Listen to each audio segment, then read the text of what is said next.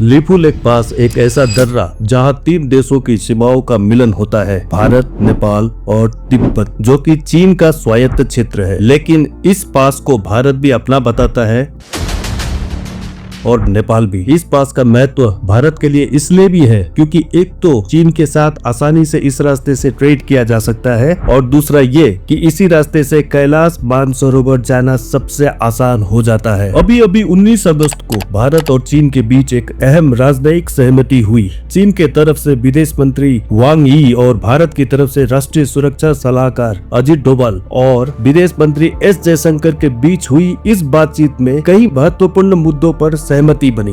वांग यी अजित डोभाल के निमंत्रण पर 2 दिन के लिए 18 और 19 अगस्त को भारत के दौरे पर आए थे। इस राजनयिक सहमति में वीजा प्रक्रिया को आसान बनाना, डायरेक्ट फ्लाइट्स पर विचार करना और सबसे अहम हिमाचल प्रदेश के शिपकिला, उत्तराखंड के लिपू लेक पास और सिक्किम के नाथुला बॉर्डर से फिर से व्यापार को शुरू करना शामिल था। लेकिन जैसे ही भारत और चीन ने इस पर सहमति जताई, नेपाल ने तुरंत इसका कड़ा विरोध किया क्योंकि लिम्पियाधुरा, काला पानी और लिपू लेक को नेपाल अपना हिस्सा मानता है। अब सवाल ये उठता है कि लिपू लेक पास को भारत भी अपना मानता है और नेपाल भी, लेकिन ऐसा क्यों कि दोनों देश इसे अपना बताते हैं? आखिर इस विवाद की जड़ कहाँ है? तो चलिए तस्वीर के पीछे की असली तस्वीर को देखते हैं और जानते हैं सब कुछ। कहानी की शुरुआत होती है लगभग 200 साल पहले से, जब भारत में ब्रिटिशर्स राज करते थे। उस समय नेपाल भी आज के नेपाल जितना नहीं था, बल्कि बड़ा था। पश्चिम में वो हिमाचल प्रदेश के सतलज नदी तक था, यानी कि शिमला, गढ़वाल, कुमाऊं सब नेपाल में था। और पूर्व में तीस्ता नदी तक था, जिसमें सिक्किम, दार्जिलिंग सब आते थे। लेकिन पेच यहाँ ये था कि नेपाल का एग्जैक्ट बाउंड्री नहीं था, जिससे ये होता था कि ये लोग कहीं भी बॉर्डर को बढ़ा देते थे, जिससे ब्रिटिशर्स परेशान हो गए थे। उन लोगों ने कई वार्निंग भी दिए थे नेपाल को, मगर नेपाल की ओर से ये विस्तारवाद का सिलसिला चलता रहा, जिससे अंत में ब्रिटिशर्स परेशान होकर साल 1814 में नेपाल से युद्ध घोषित कर देते हैं, जिसे 1814 का एंग्लो नेपाली युद्ध कहा जाता है। 1816 आते आते इस युद्ध में नेपाल हार जाता है और उन्हें ब्रिटिशर्स के साथ एक संधि करनी पड़ जाती है और इसे ही ट्रीटी ऑफ सुगौली या हिंदी में सुगौली संधि कहा जाता है। इससे ये हुआ कि ब्रिटिशर्स नेपाल के बॉर्डर को 2 नदी से परिभाषित कर देते हैं, यानी कि अभी तुम लोगों का सीमा इतना है, इससे आगे नहीं आना है।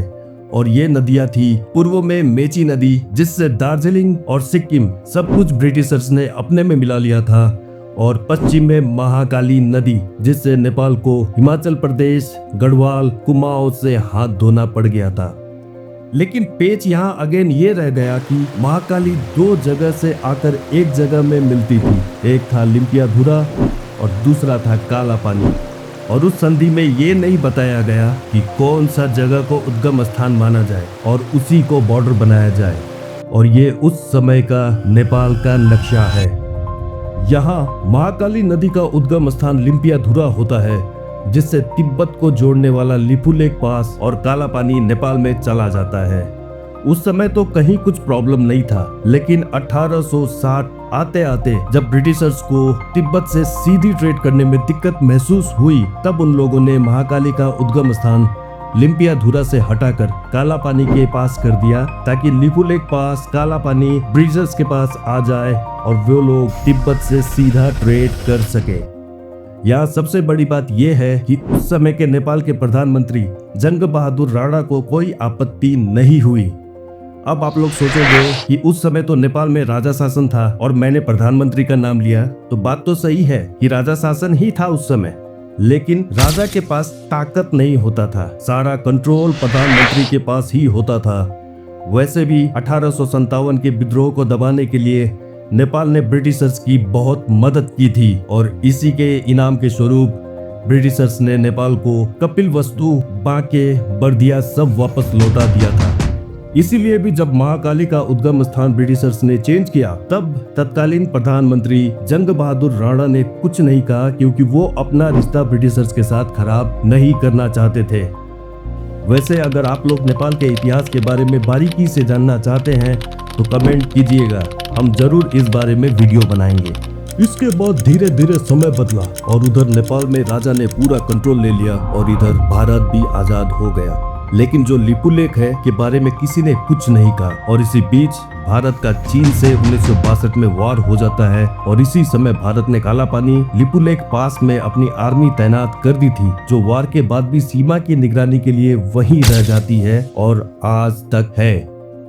1990 में नेपाल में राजा शासन खत्म हो जाता है और नेपाल में लोकतंत्र आ जाता है, लेकिन किसी को भी यानी कि उस समय के प्रधानमंत्री या उससे पहले जो नेपाल के राजा थे, इस सीमा से किसी को कोई दिक्कत नहीं थी। सब कुछ ऐसे ही चल रहा था कि अचानक जब भारत के प्रधानमंत्री श्री नरेंद्र मोदी जी 2015 में चीन के भ्रमण में जाते हैं, तब वहां भारत और चीन के बीच एक सहमति होती है जिसमें लिपुलेख पास को भारत और चीन के बीच व्यापार और तीर्थ यात्रा कैलाश मानसरोवर यात्रा के लिए आधिकारिक मार्ग घोषित किया गया।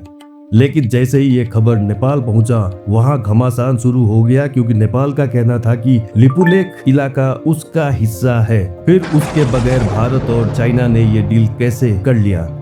उस समय के नेपाल के प्रधानमंत्री केपी ओली और सारे विपक्ष ने इसका कड़ा विरोध किया। उनका कहना था कि भारत और चीन ने नेपाल की सहमति के बिना उसकी भूमि यानी कि लिपुलेख क्षेत्र पर समझौता किया है। यही वजह है कि 2015 के बाद नेपाल में यह मुद्दा फिर से बहुत गर्म हो गया और आम जनता में भी असंतोष बढ़ा।